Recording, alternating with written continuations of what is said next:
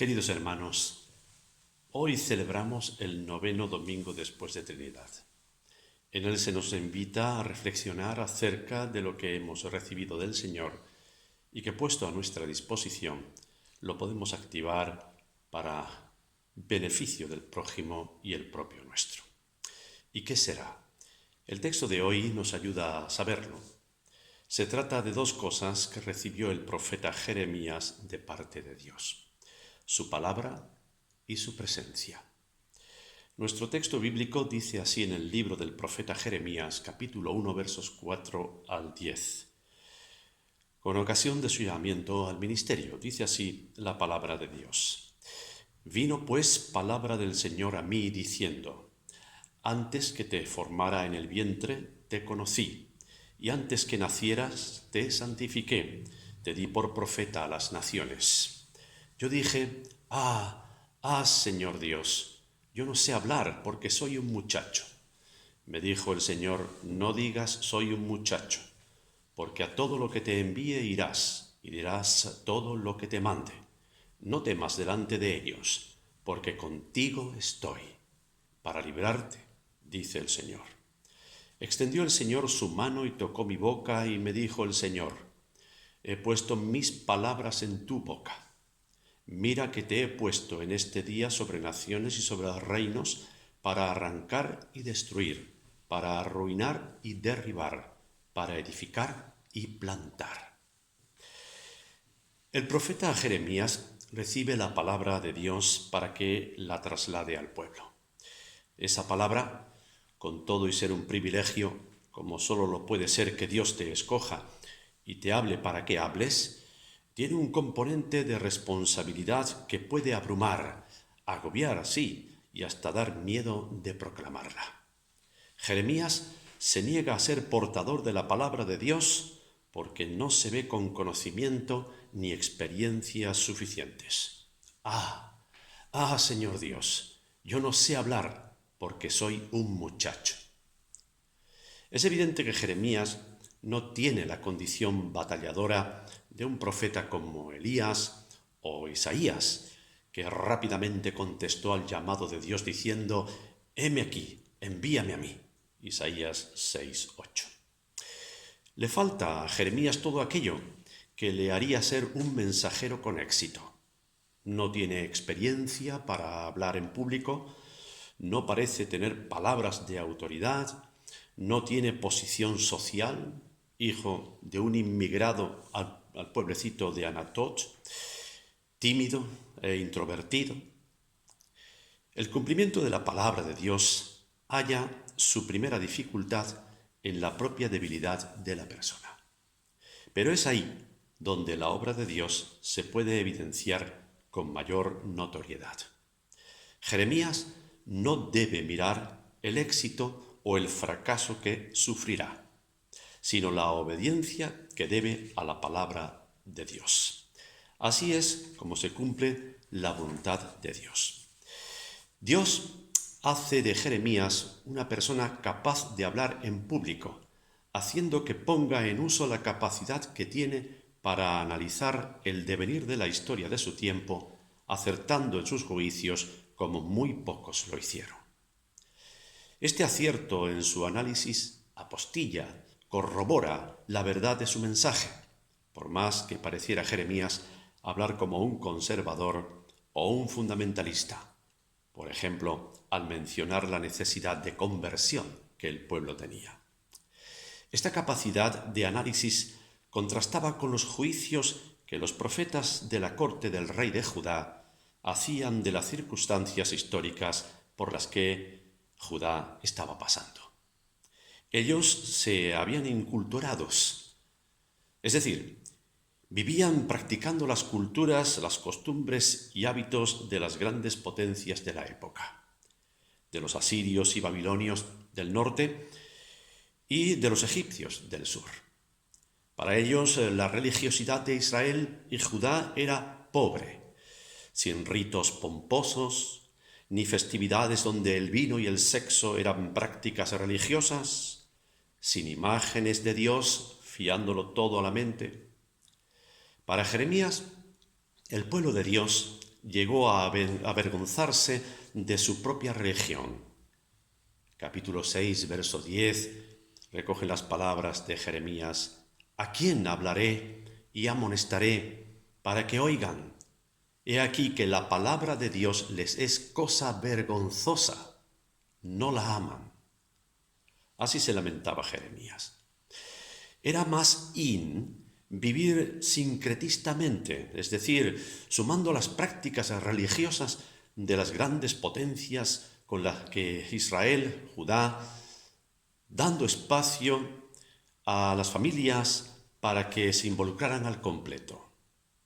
Como leemos en el capítulo 7, verso 18, los hijos recogen la leña, los padres encienden el fuego y las mujeres amasan la masa para hacer tortas a la reina del cielo.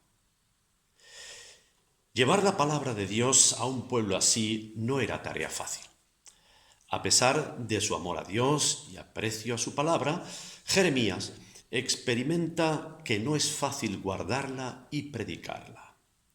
Con razón, en el libro del profeta nos aparece un Jeremías con sentimientos encontrados. Leemos en el capítulo 20, versículos 8 y 9, «La palabra del Señor me ha sido para afrenta y escarnio cada día».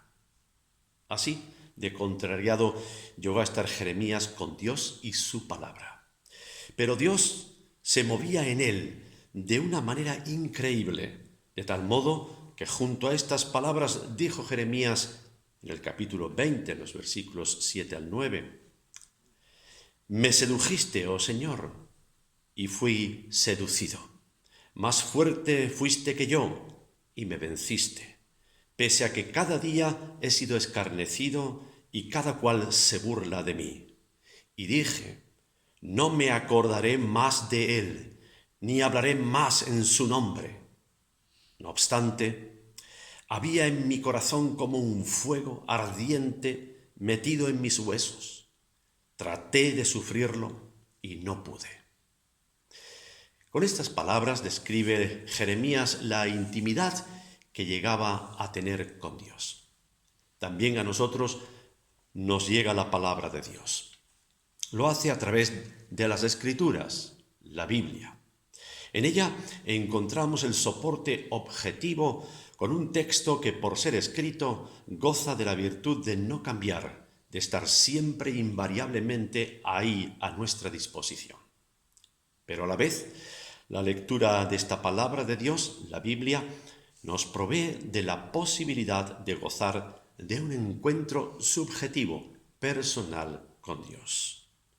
Como en Jeremías, también en nosotros ocurre el precioso misterio de la comunicación con Dios mediante el afecto vehemente, fuerte, ardiente del ánimo. Conocido este sentimiento con la palabra griega pathos. Y cuando esto ocurre, nos sentimos en simpatía, o sea, en coparticipación con los sentimientos de Dios. Y esto nos fuerza a no callar y a obedecer y proclamarla entre los que nos rodean. El segundo aspecto que nos muestra el texto de hoy tiene que ver con la presencia de Dios. Versículo 8, le dice Dios a Jeremías, «No temas delante de ellos, porque contigo estoy». Primero se encuentra uno en la situación que fuere, y allí nos llega la palabra de Dios para ratificarnos que Él está donde uno está. Es la experiencia de Jeremías y de seguro también la nuestra. Es importante saberse en y con la presencia de Dios. Ya le había dejado entender la relación de intimidad que Dios tenía con Jeremías al decirle lo que hemos leído en el versículo 5, que leo nuevamente. «Antes que te formara en el vientre, te conocí, y antes que nacieras, te santifiqué, te di por profeta a las naciones». Anterior incluso a la condición de no nato, o sea, ni siquiera en el vientre de su madre, sino antes, ya Dios había contraído con Jeremías un compromiso. Dios tiene una relación personal e íntima con la humanidad que ni siquiera el tiempo conoce. Como está escrito en la carta a los Efesios, capítulo 1, versículo 3 y 4, bendito sea Dios que nos escogió en Cristo antes de la fundación del mundo. Dios no solo está detrás de nosotros para bendecirnos, sino que va por delante de nuestros propósitos y actos. Nuestra existencia es respuesta a su hacer. Dios no cumple un papel de espectador, sino de parte comprometida con la humanidad. Esto nos debe llenar de confianza en sus designios, en sus planes para con nosotros. Como lo dijo el salmista en el 40, verso 17, aunque yo esté afligido y necesitado, el Señor planificará para mí. Mi ayuda y mi libertador eres tú. Dios mío, no tardes. No estamos abandonados a nuestra suerte. Es cierto que la vida en este mundo está lleno de caos e inseguridad, pero lejos de apartarnos de Dios, se nos llama a buscarlo en esas circunstancias precisamente, pues es ahí donde se logra tener una nueva experiencia de cercanía salvadora de Dios. Es ahí donde nuestra relación personal con Dios logra una intimidad inigualable. Y Dios quiere que tengamos esa intimidad con Él.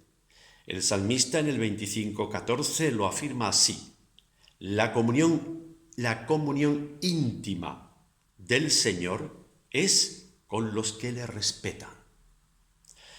Hay una intimidad que es la evidencia de la presencia del Señor. Así lo experimentó el profeta Jeremías y así está a nuestra disposición. Hoy quiere el Señor que reflexionemos en esto, pues esta es su palabra para nosotros hoy. Amén.